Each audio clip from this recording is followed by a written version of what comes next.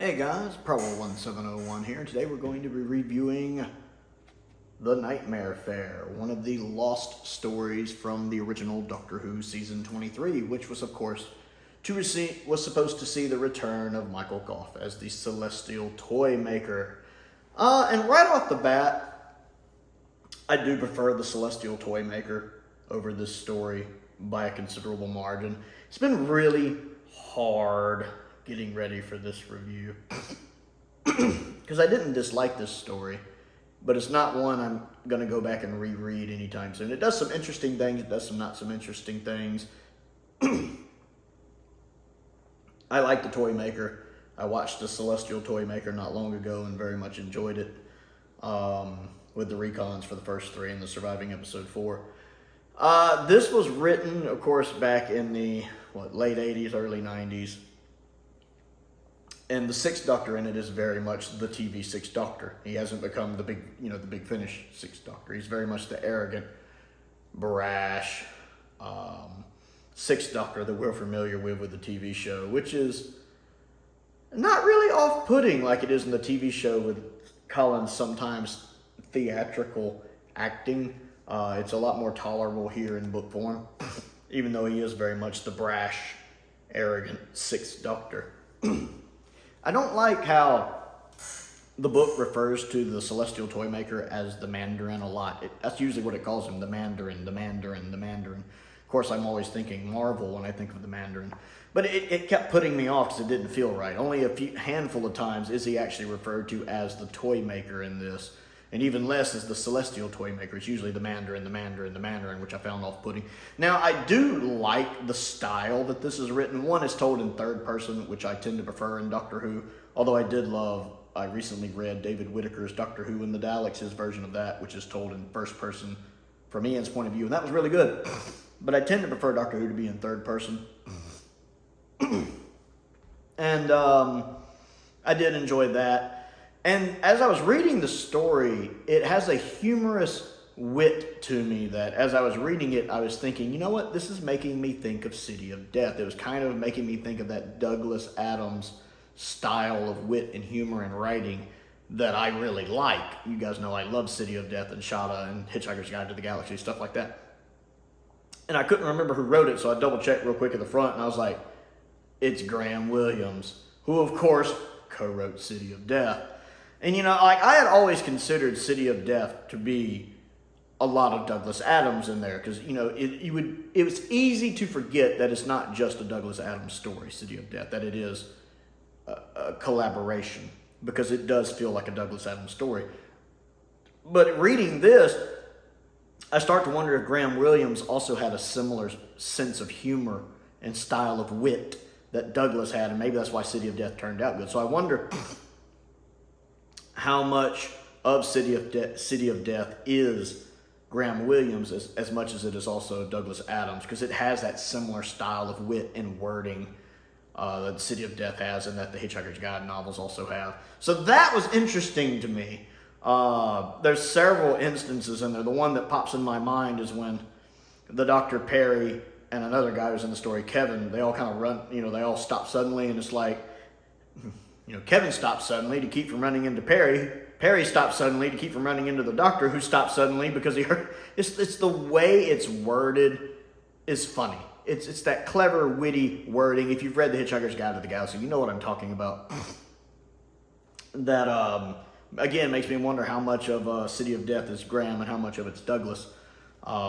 Because that's very similar to me. And there's actually several times the story does that, and it did amuse me. I very much enjoyed that. I liked the opening where we see a guy basically trying to escape who doesn't escape. It's a really cool, creepy, scary prologue that makes you like, ho, ho, ho, I want to dive into this. Doesn't quite live up to that, but it's still pretty good. I like the character of Kevin. Kevin's just funny. You have to read the novel. Kevin's hilarious, especially when he's like trapped alone in like a prison cell with the Doctor. And of course, when the Doctor starts spouting, alien from another planet, all that stuff, Kevin thinks he's nuts. So he's like, right, alien, yes. I don't know why. Kevin's just perfect good name. For some reason, the name Kevin amuses me. I don't know why, but like the Dr. Perry, and Kevin. And I don't know why, but I think that's hilarious. I don't know why. Kevin's funny. I like Kevin. He uses him well.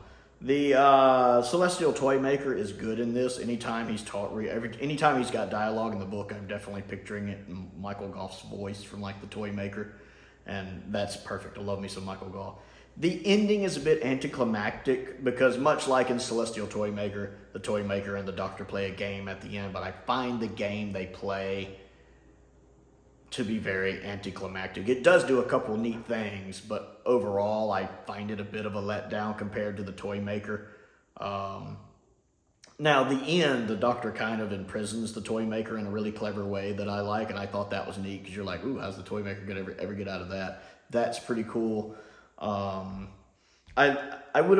curious because as I'm reading it, I'm trying to picture it in my head how it would have been if it had been filmed. Like, okay, how would this have been on like a 1986 classic Doctor Who budget? What would it have looked like? Instead of taking liberties with my imagination, I was trying to stick to that. I didn't always pull it off, especially toward the end. But I was trying to picture it if it had been made as an episode, and that was interesting. It is pretty descriptive, so you have a pretty good idea what you're getting into. It was fine. Like I said, it's the style of writing that really leaves an impression on me. It did amuse me in many places with the way it was written, the way it does the wording. I thought was funny. Again, very Douglas Adams-like, which I like. The story itself does not live up to the Celestial Toy Maker to me, and the Sixth Doctor is very much the TV Sixth Doctor. Love it or hate it. Perry's actually pretty good in this. Perry can be irksome at times, but Perry's actually pretty good in this. She's actually a bit clever at times in this, when she can kind of predict what the Doctor's going to say or do, and that's kind of funny. I enjoyed that. But yeah, I don't really have a lot of thoughts. I know Fly Attractor had been waiting to kind of hear my thoughts on this one, and it's probably not as detailed as he would have liked, but overall, it's just kind of, It has some things it does I like, some things I don't really care for. And at the end of the day, it's okay. The style of reading makes it worth it more so than the actual story. Although, again, I like Kevin. Kevin's cool. And I do love the opening. That's a cool, scary prologue that I liked. And how it's very much an 80s story. It revolves around 80s stuff.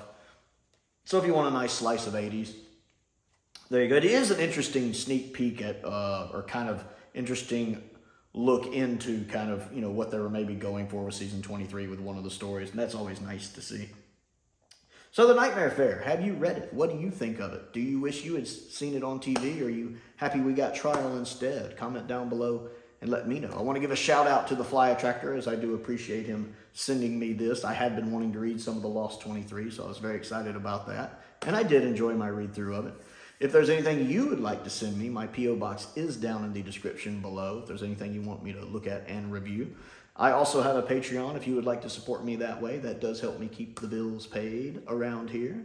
I want to give a shout out to some of my top tier patrons, Colin Coney, Stephen Crane, and Finn Perkins. I appreciate their support, as I do the support of all of my patrons. So I would certainly appreciate if you check those different tiers out, see if there's anything there that interests you. I also would appreciate if you just click that subscribe button. My goal is to reach 1,000 subscribers in 2023. I think I'm at about 870 now.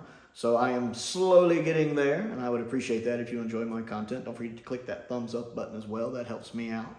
And I also have a link to my Amazon wish list up there as well. But most importantly, thank you for watching.